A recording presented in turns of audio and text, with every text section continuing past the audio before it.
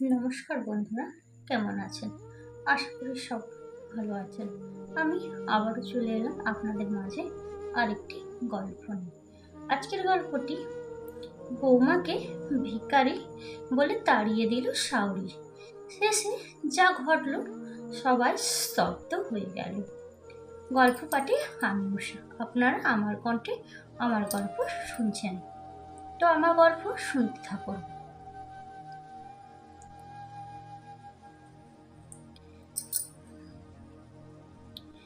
বৌমাকে ভিখারি বলে তাড়িয়ে দিল শাশুড়ি।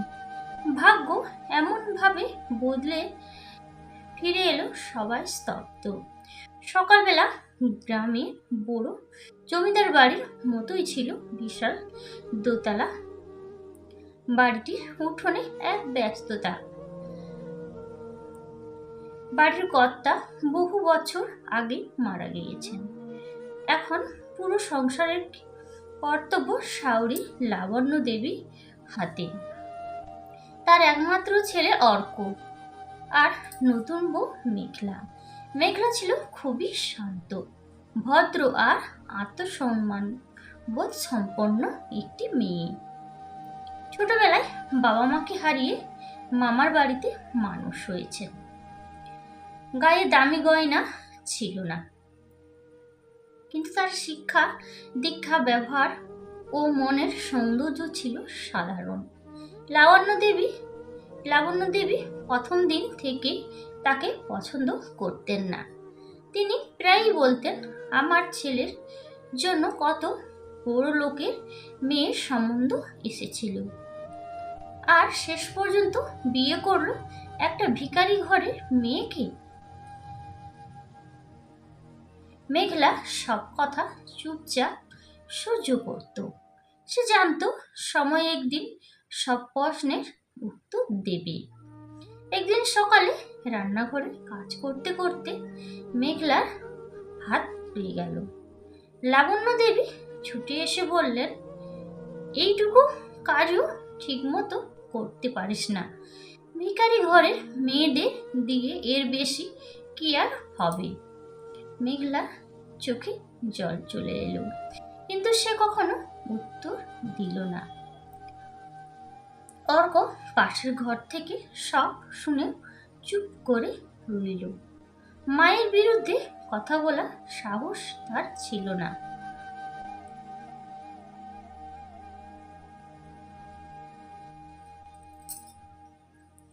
দিন যেতে লাগলো। মেঘলা সংসারে সব কাজ করত। ভোরের উঠোন ঝাড়ু দেওয়া, বাসন ধোয়া, রান্না, কাপড় ধোয়া, শাশুড়ির ওষুধ দেয়া, সবই সে হাসি মুখে করত। কিন্তু বিনিময়ে পেত শুধু অপমান। একদিন প্রতিবেশী কাকিমা এসে বললেন, লাবণ্য, তোমার বৌমা তো খুব ভালো মেয়ে। লাবণ্য দেবী ঠোঁট বাঁকিয়ে বললেন, ভালো হলে কি হবে? গরিব ঘরের মেয়ে, ভিখারির রক্ত কোনোদিন বদলায় না। সেদিন রাতে সে একা বারান্দায় বসে কাঁদছিল। আকাশে পূর্ণিমার চাঁদ। মেঘলা মনে মনে বলল, মা, তুমি যদি আজ বেঁচে থাকতে, তাহলে হয়তো কেউ আমাকে এভাবে অপমান করতে পারত না। হঠাৎ তার ফোনে একটি অচেনা নম্বর থেকে কল এলো। হ্যালো, আপনি কি মেঘলা? জি, বলছি।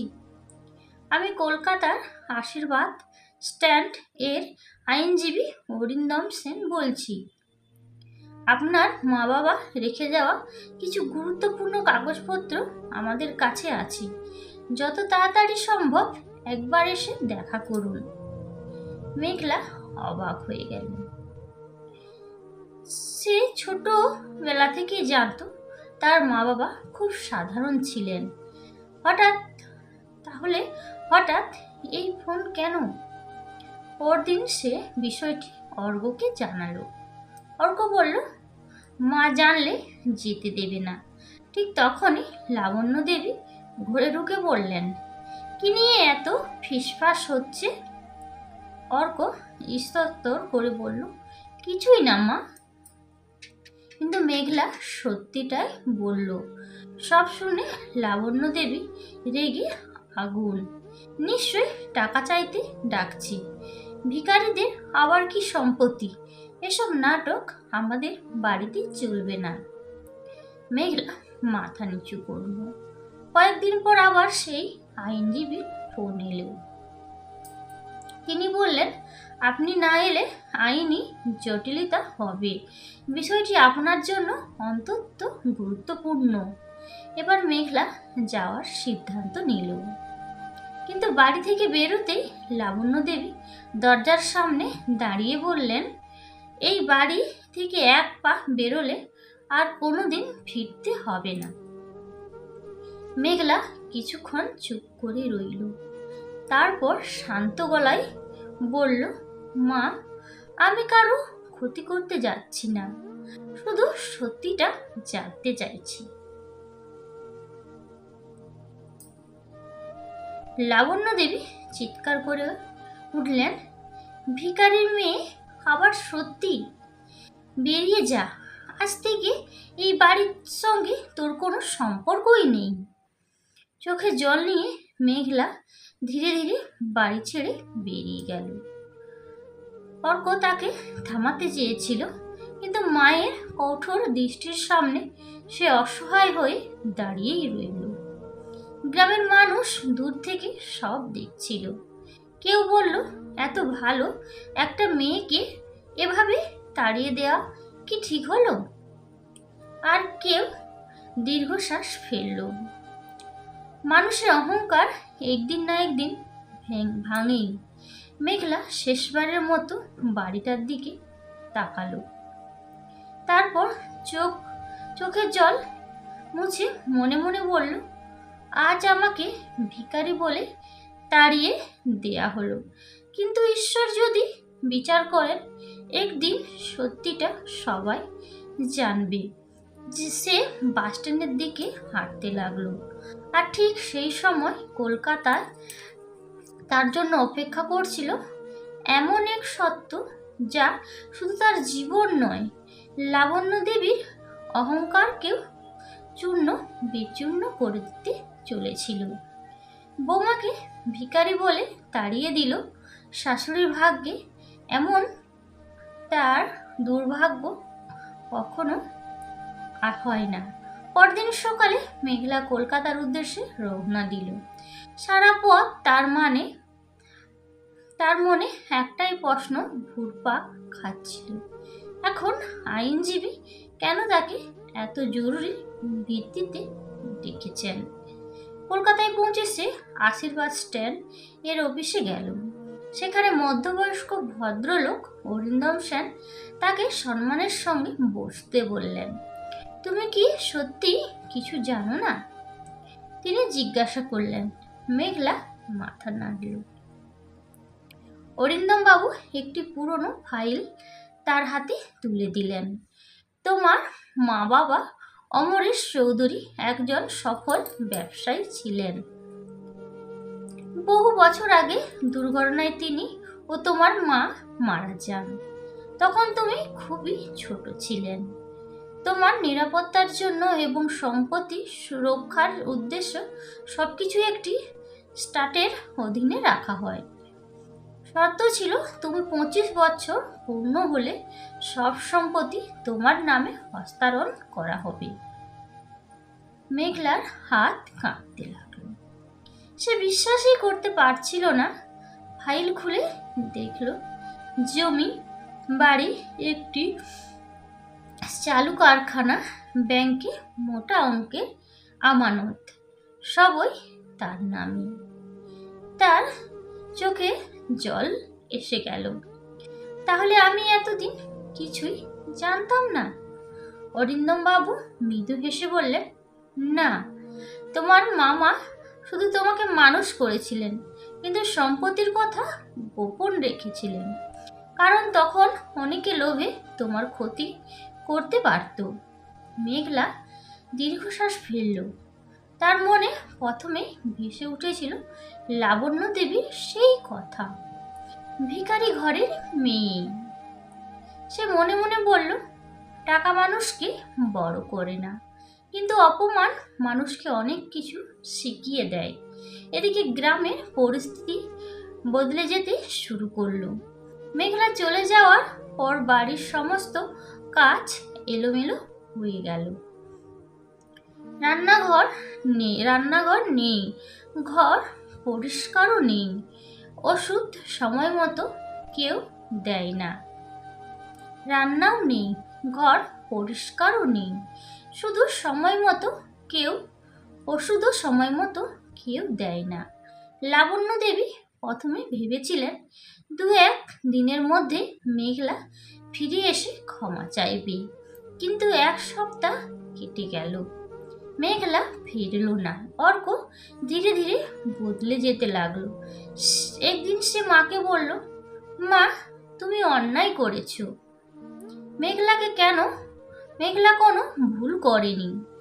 লাবণ্য দেবী রাগে বললেন, তুই কি এখন বউয়ের পক্ষ নিচ্ছিস? অর্ক শান্ত গলায় উত্তর দিল, আমি সত্যির পক্ষ নিচ্ছি। এই কথার পর মা ও ছেলের সম্পর্কে দূরত্ব তৈরি হলো। এদিকে মেঘলা স্টার্টের দায়িত্ব নিতে শুরু করলো, কিন্তু নিজের জন্য বিলাসিতা করেনি, বরং সে সিদ্ধান্ত নিল বাবা মায়ের স্মৃতিতে একটি বিনামূল্যে হাসপাতাল এবং একটি অনাথ আশ্রম গড়ে তুলবে। কয়েক মাস মধ্যেই সংবাদপত্রে তার সাক্ষাৎকার সংস্কার প্রকাশিত হলো। শিরোনাম ছিল, অসহায় শিশু থেকে সমাজসেবী মেঘলা চৌধুরী, অনুপ্রেরণার গল্প। সেই গল্প একদিন গ্রামে চায়ের দোকানে পৌঁছালো।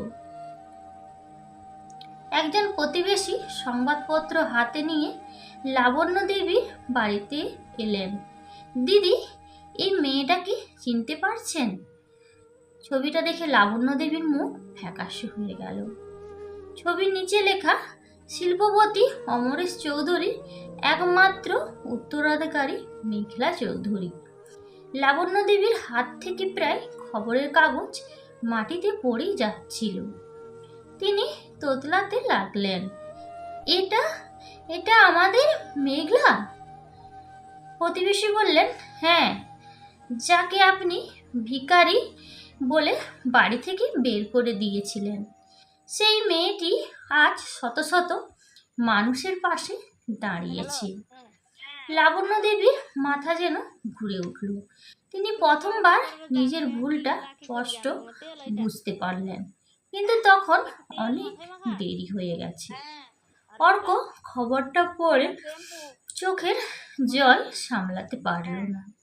সে শুধু বলল, আমি জানতাম মেঘলা কখনো ছোট মনের মানুষ হতে পারে না। কয়েকদিন পর অর্ক সিদ্ধান্ত নিল সে কলকাতায় যাবে, ক্ষমা চাইবে। কিন্তু মেঘলা কি তাকে ক্ষমা করবে? আর লাবণ্য দেবী, সে বৌমাকে ভিখারি বলে অপমান করেছিল, তার সামনে কি মুখ তুলে দাঁড়াতে পারবে? এই প্রশ্নের উত্তর লুকিয়ে আছে গল্পের শেষ পাতায়। বৌমাকে শাশুড়ি ভাগ্য এমনই। কলকাতায় আকাশে তখন হালকা বৃষ্টি। অর্ক এক হাতে একটি ছোট্ট ফুলের তোড়া নিয়ে মেঘলার অফিসের সামনে দাঁড়িয়ে, বুকের ভেতরে কাঁপুনি। কি বলবে, কিভাবে শুরু করবে, কিছুই বুঝে উঠতে পারছিল না। রিসেপশন থেকে খবর পেয়ে মেঘলা নিচে এলো। দুইজনে চোখাচোখি হতে কয়েক মুহূর্তের জন্য সময় যেন থেমে গেল। কেমন আছো? মেঘলা শান্তভাবে উত্তর দিল, ভালো আছি, তুমি? অর্ক মাথা নিচু করে বলল, ভালো থাকার অধিকার আমি হারিয়ে ফেলেছি। যেদিন তোমাকে অন্যায়ভাবে বাড়ি থেকে বের করে দেয়া হলো, সেদিন তোমার পাশে দাঁড়াতে পারিনি। আজও সেই অপরাধ বোধ আমাকে তাড়া করে বেড়ায়। মেঘলা কিছুক্ষণ নীরব রইল, তারপর বলল, তুমি যে ভুল বুঝতে পেরেছ সে বদলাতেও পারে। অর্কর চোখ ভিজে উঠল। মা তোমার সঙ্গে দেখা করতে চায়। সে খুব অসুস্থ। প্রতিদিন সে শুধু তোমার নাম ধরে কাঁদে। কয়েক মুহূর্ত চুপ করে থেকে মেঘলা বলল, চলো। গ্রামের বাড়িতে পৌঁছাতে সবাই অবাক হয়ে গেল। একসময় অপমানিত বৌমা আজ সাধারণ একটি সুতির শাড়ি পরে ফিরে এসেছি। কোনো অহংকার নেই, কোনো রাগও নেই। লাবণ্য দেবী বিছানায় শুয়ে ছিলেন। মেঘলাকে দেখেই কাঁদতে কাঁদতে উঠে বসতে চাইলেন। মা, আমাকে ক্ষমা করে দে। আমি তোকে চিনতে পারিনি। তোকে ভিখারি বলেছি, অপমান করেছি, বাড়ি থেকে তাড়িয়ে দিয়েছি। আজ বুঝেছি গরিব কাপড়ে মানুষ ছোট নয়, ছোট হয় মন দিয়ে। মেঘলা দ্রুত এগিয়ে গিয়ে তার হাত ধরে বলল, আর কিছু বলতে হবে না। অতীত বদলানো যায় না, কিন্তু ভবিষ্যৎ বদলানো যায়। লাবণ্য দেবী ফুঁপিয়ে কাঁদতে লাগলেন। সেদিন বাড়ির সবাই কেঁদেছিল। পরের দিন সকালে মেঘলা বাড়ির উঠোনে গ্রামের মানুষদের ডেকে একটি সভার আয়োজন করল। সে বলল, আজ আমি একটা কথা বলতে চাই। মানুষকে কখনো তার পোশাক, সম্পদ বা পারিবারিক অবস্থান দেখে বিচার করবেন না। আমি যদি সত্যি গরিব হতাম তাহলে কি অপমান পাওয়ার যোগ্য ছিলাম? পুরো উঠোন নিস্তব্ধ। সবাই মাথা নিচু করে দাঁড়িয়ে রইল। মেঘলা আবারও বলল, আমার বাবা মা আমাকে অনেক সম্পত্তি দিয়ে গেছেন, কিন্তু আমি বিশ্বাস করি সবচেয়ে বড় সম্পদ হলো মানুষের প্রতি সম্মান। তাই আমি এই গ্রামে একটি বিনামূল্যে স্বাস্থ্যকেন্দ্র, একটি পাঠাগার এবং দরিদ্র ছাত্রছাত্রীদের জন্য একটি বৃত্তির তহবিল গড়ে তুলব। কথা শেষ হতেই করতালির মুখর হয়ে উঠল চারিদিক। লাবণ্য দেবীর চোখ বেয়ে অশ্রু গড়িয়ে পড়ল। তিনি বুঝলেন, যাকে তিনি ভিখারি ভেবেছিলেন সেই মেয়েটি হৃদয় সবচেয়ে বড় ধনী। কয়েক মাস পর গ্রামে নতুন হাসপাতাল উদ্বোধন হলো। ফলকে বড় অক্ষরে লেখা ছিল, মানুষের মর্যাদা সম্পদের চেয়ে বড়। নিচে ছোট করে লেখা, বাবা মা এবং আমার দ্বিতীয় মা লাবণ্য দেবীকে উৎসর্গ। এই লেখা পড়ে লাবণ্য দেবী আর নিজেকে সামলাতে পারলেন না। তিনি সবার সামনে মেঘলাকে জড়িয়ে ধরে বললেন, আজ থেকে শুধু তুই আমার বৌমা নয়, তুই আমার মেয়ে। মেঘলা হাসি মুখে উত্তর দিল, মা, সংসার টিকে থাকে ক্ষমা, ভালোবাসা আর সম্মানের উপর। সেদিন গ্রামে মানুষ একটি বড় শিক্ষা পেল। কারো পোশাক দেখে তাকে ভিখারি ভাবা যায়, কিন্তু তার চরিত্র, শিক্ষা আর হৃদয়ের মূল্য কখনো পোশাকে বোঝা যায় না। অহংকার মানুষকে অন্ধ করে দেয়, আর ভালোবাসা সেই অন্ধকার দূর করে দেয়। নীতিকথা, মানুষকে কখনো অর্থ, পোশাক বা সামাজিক অবস্থা দিয়ে বিচার করবেন না।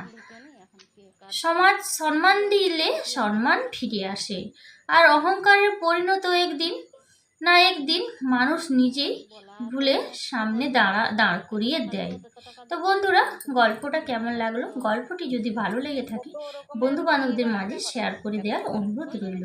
আর নতুন বন্ধুদের উদ্দেশ্যে, যারা এখনই আমার গল্প শুনে আমার চ্যানেলটাকে সাবস্ক্রাইব করে রাখবেন, যাতে নিত্য নতুন গল্প পেতে আপনাদের মাঝে শেয়ার করে দেবেন। আর ভালো থাকবেন, সুস্থ থাকবেন, নিজেদের খেয়াল রাখবেন। এতক্ষণ ধরে আমার গল্পটি শোনার জন্য